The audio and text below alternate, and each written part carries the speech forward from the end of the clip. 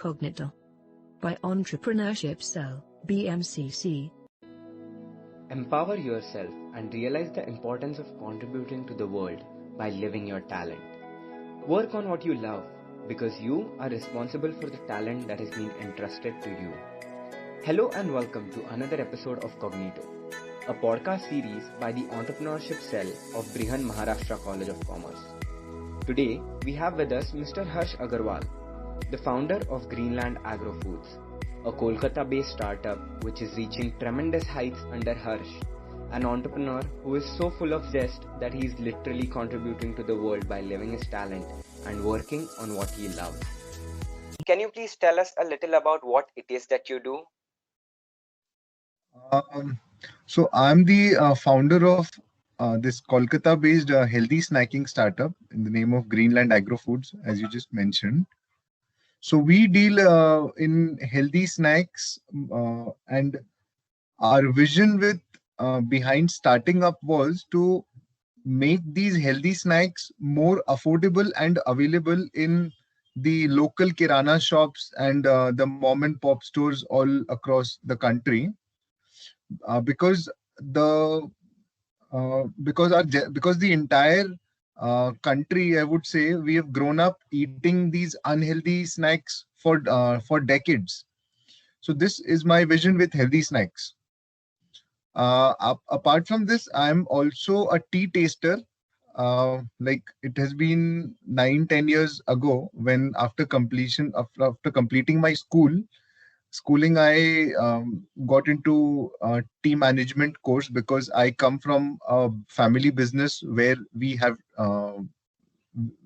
part of tea industry for over 2.5 decades. So you were a part of your family business since childhood. What were some of the key learnings that you took from your parents, and how aware were you of the real business operations back then? Also, when and how did Greenland Agro Foods India come into being? The key learnings from my family business was I got to experience the in and out of the entire business, the entire industry. Like when I say I come from a tea background, so we own tea estates as well as a tea manufacturing unit, and we have an in-house tea marketing vertical. So right from sowing a seed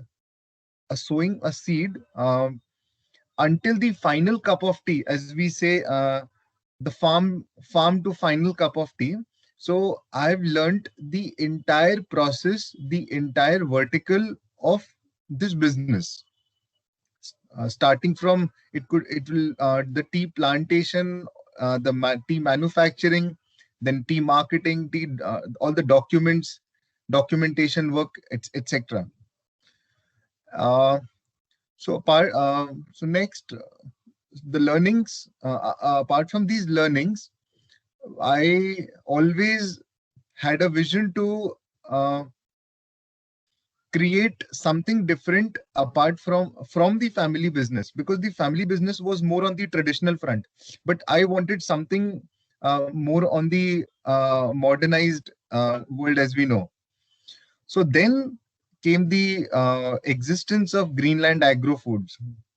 So the vision behind forming Greenland Agro Foods was uh, to um, to make, as I mentioned, to make all these foods, all these healthy foods available. Affordable has always been a big challenge when it comes to health. Okay, so yeah, so these has been my learnings, and how Greenland Agro Foods came into existence. Great. And which year was it that you started your startup? It started in January 2019. So we have come 2 years with our startup. We've come two Great. years. But looking back, during adolescence, very few of us have any clue about what we want to do in life. So I would like to ask, what were some of your aspirations as a boy? Did you always want to take your family business ahead, or were you planning on doing something else? Uh, Back then, my aspiration was always on the entrepreneurial front, because since my childhood, I have seen my father uh, uh, um, f- taking forming, creating a business from the scratch. So looking at him, I always had the vibe. I always used to imbibe the energy that he has behind building up and scaling up your business. So it was from him that I got this vision that I want to become an entrepreneur and be a part of the startup ecosystem. Great. I think a lot of our young generation will be able to relate with what you are saying right now. So, Harsh, could you tell us about some of the major ups and downs that your company faced? And what role were you playing at that time? And how did it allow you to get your company out of those tough times or rough seas? So Daksh, there have been certainly a lot of ups and downs when you're building a startup from scratch. You have to um, you have to manage all the possible verticals of your business by yourself. So what happens is, by the time a stability comes in, you have to be fairly it's a very big challenge for you in your initial time. So what the for me, logistics was a big challenge, because what I realized after coming so far is that logistic plays a really and very important role in scaling up your business, because having your products in front of you has no will serve no purpose unless you got your logistics on your control. So it took me 3 to 4 months to get the entire logistics streamlined.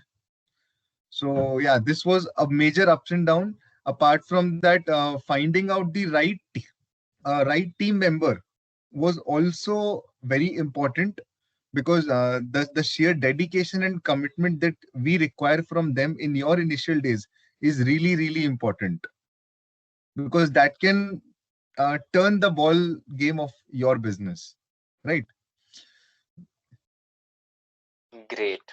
So I think some of the ups and downs that you mentioned are something that a lot of entrepreneurs would be actually facing currently, and the way you tackled them and your story will help them understand and figure out their own rough seas now.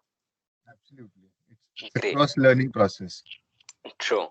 If you had a chance to go back in time, what mistakes would you have avoided? What mistakes I would have avoided? Uh, so talking about the mistakes that I could undo if I get an opportunity to go back, was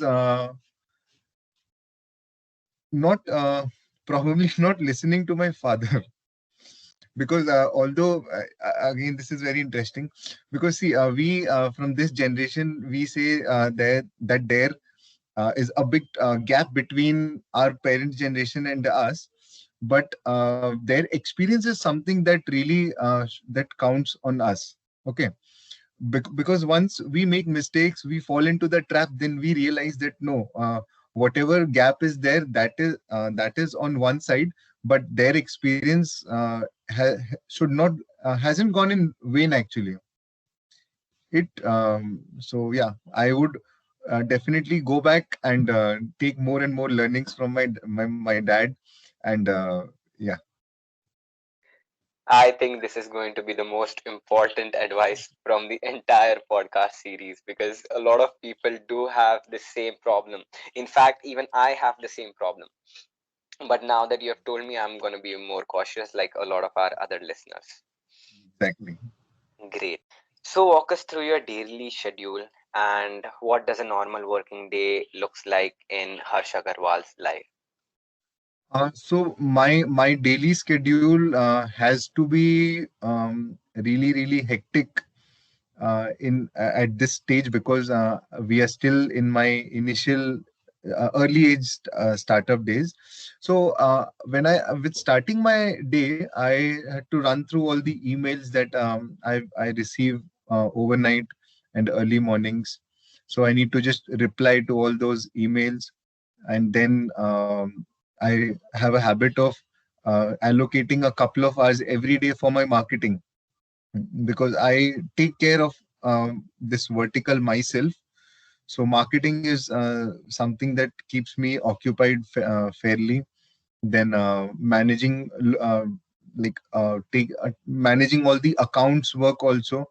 Like we have got a freelancers taking care of the accounting work, but still I have to check them and reconcile all the work that has been done by the end of the day. And then managing the entire team, holding conferences, online meetings, yeah, etc. So these are the things that keeps me occupied the entire day. You started working as a marketing head while you were still in college, right?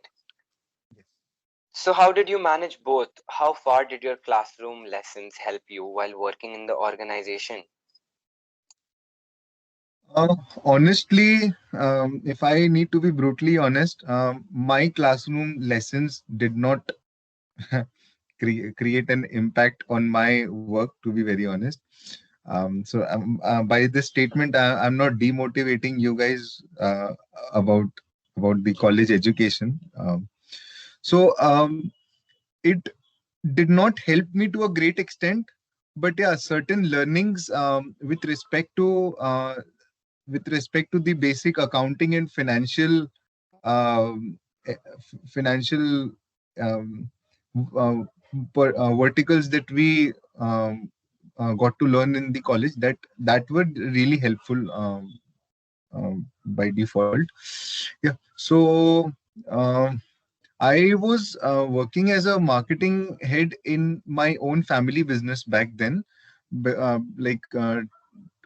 Taking care of all the sales and marketing was my responsibility, because my father was more engaged into the factory production and taking care of the tea estate. So and always and marketing was actually was of more interest to me, actually, because I like networking, talking more and more, promoting your products. So I had fairly gained a lot of experience in my family business with marketing head, the position of marketing head. So the different categories of market, uh, how we need to pitch the product, uh, appointing the right sales team, then offering the correct schemes and offers. Uh, and digital marketing, and also, yeah, everything in a nutshell was taken care by me, and it helped me. Great. So time management and choosing something that you are interested in or inclined towards was something that actually helped you manage both college and your role as a marketing head. Right, right. Great. So there's a huge difference between the tea company that your family owned and the agro foods company that you are running right now. So Yeah. how did you manage the whole change in the business environment? See, what uh, motivated me, or what the reason behind shifting from my family business to creating my startup from scratch was I was not really getting that right kick in the family business. Okay, so like taking care of the family business is always a very different experience, because you have got your parents and your elders all above you. You understand? So you don't get your the right. So you don't get the how to the decision making power is not in your hand. And you understand the transformation in the business is also not easy, because there's a conflict of mindset. Okay. So after like 4 to 5 years, I had worked in my family business, gained fair amount of experience in most of the verticals that are much needed. Post that, I had to start my I started up. I probably shifted from my family business to my startup. So this because and this idea of healthy snacking and nutrition or organic, all these stuffs were going extremely viral during the lockdown. So it was then that this idea came, and I added these healthy foods and all these munchies in my startup. So I'm enjoying my work. Great. Who doesn't like munching? So, what advice would you like to give your 18-year-old self? Um, my 18-year-old self is not much mature, uh, too young to take the right decision, because people still in their late 20s, we find they are quite confused with what ultimate career options they need to choose. So to an 18-year-old me, I would advise that the most important thing would be to be visionary, to be ambitious, because being visionary and ambitious is something that can uh, lead you to the right path that interests you. Because and also I would advise that you should take care, you should do anything that actually interests your interest. You understand, it should interest your interest.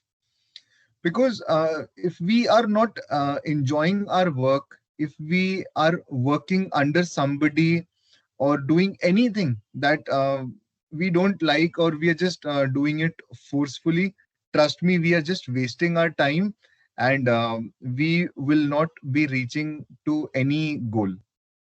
Okay. So be ambitious, be visionary, uh, think about yourself, what you like, what you love, and then start your indulging yourself, putting your whole and soul into that thing. And with time, you'll just get along with that. Great. I really like the part where you spoke about ambitions and being a visionary. The quote that comes to my mind is that shoot for the moon, and even if you miss, you'll hit the stars. People say that one must listen to his gut. How far do you think this is apt for an entrepreneur? Any instances from your entrepreneurial journey which are relevant to this? Yes, the biggest gut